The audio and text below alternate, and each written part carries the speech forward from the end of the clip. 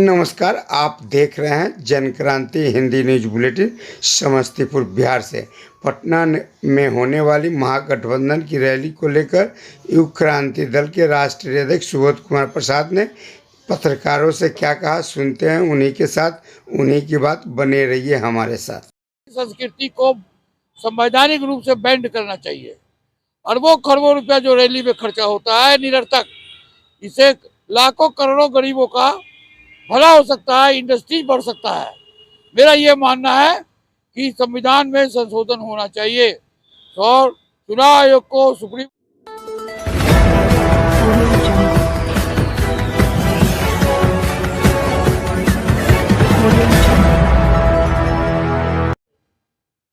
नमस्कार, मैं सुबोध प्रसाद शाह जेपी सेनानी हूँ और संस्थापक राष्ट्रीय युग क्रांति दल हूँ। आज बिहार में प्रधानमंत्री का रैली हुआ और कल महारैली हो रहा है, तो इसमें बिहार की राजनीति और देश की राजनीति किस तरफ जा रही, क्या है ये रैली करने का एक दूसरे के विरोध में? मेरा तो ये विचार युग क्रांति दल का, ये रैली संस्कृति को संवैधानिक रूप से बैंड करना चाहिए।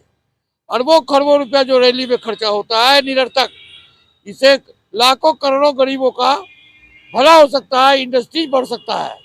मेरा ये मानना है कि संविधान में संशोधन होना चाहिए और चुनाव आयोग को, सुप्रीम कोर्ट को और राष्ट्रपति को, प्रधानमंत्री को मीटिंग करना चाहिए। ये संस्कृति कब खत्म होगी? रैली से समस्या का समाधान नहीं है, अरबों रुपया निरर्थक जाता है। और पूछिए। ये पहले बताइए कि अगला प्रधानमंत्री जो होगा देश का, किस गठबंधन का होगा, इंडिया का या इंडिया का, क्या आपको चलो? बहुत भ्रम की स्थिति है, मैं ये महसूस करता हूँ और जनता का जो मेरे को मिलने को जानकारी है, लोग अभी भी चौराहे पर है। अंतिम में जिसका हवा चलेगा उसके बाद भी ये हमको लगता है किसी दल का बहुमत नहीं आएगा। ऐसा नहीं लगता है कि तेजस्वी अभी जो घूम घूम कर समर्थन, ये तो फालतू है।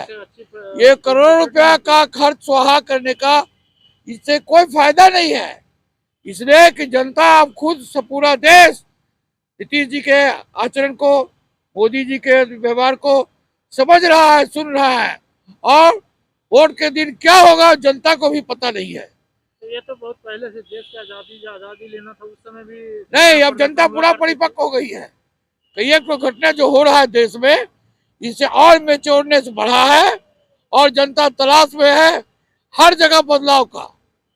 किसी दल के प्रति उसका कोई झुकाव नहीं है। मोदी जी ने नया संसद बनवाया, उसके बारे में क्या कर सकते? बेकार बनवाया, करोड़ों अरबों रुपया का बेमतलब खर्च है ये। तो हम तो और जनता भी इस पर कहती है कि क्या जरूरत था बनाने का।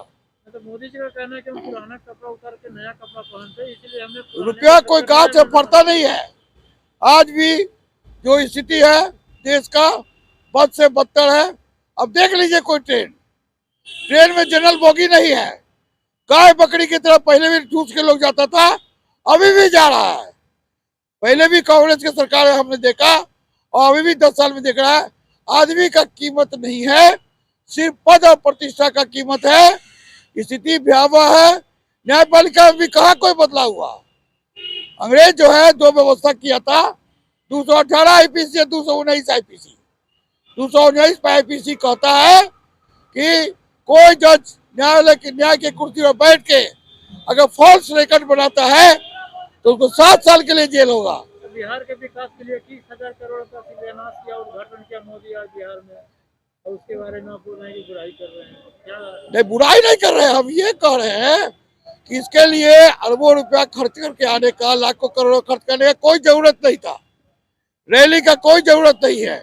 जब डिजिटल क्रांति हो गई है, ये सारा पैसा बचना चाहिए गरीबों के हित में। ये कह रहे हैं। अब जैसे पटेल जी का मूर्ति बना, 3,000 करोड़ रुपए का खर्चा का क्या उचित था? ये क्वेश्चन तो बता तो करेगा ना। मोदी जी केंद्र सरकार से कई गरीब कल्याण योजना चला रहे, कल्याणकारी योजना। और तो 5 किलो वाला जो अनाज है ये तो एकदम बेकार है, इसलिए कि इससे उजाला योजना जो घर में गैस दे रहे हैं फ्री में, उजाला योजना दे रहे हैं तो दे, लेकिन फ्री में कहीं किसी को कुछ नहीं मिलना चाहिए। मेरा यह मानना है। फ्री से जनता में एक अजीब सा व्यवहार जन्म लेता है, भावना जन्म होता है। फ्री में कुछ नहीं मिलना चाहिए। कुछ काम करो तब जाके मिलना चाहिए।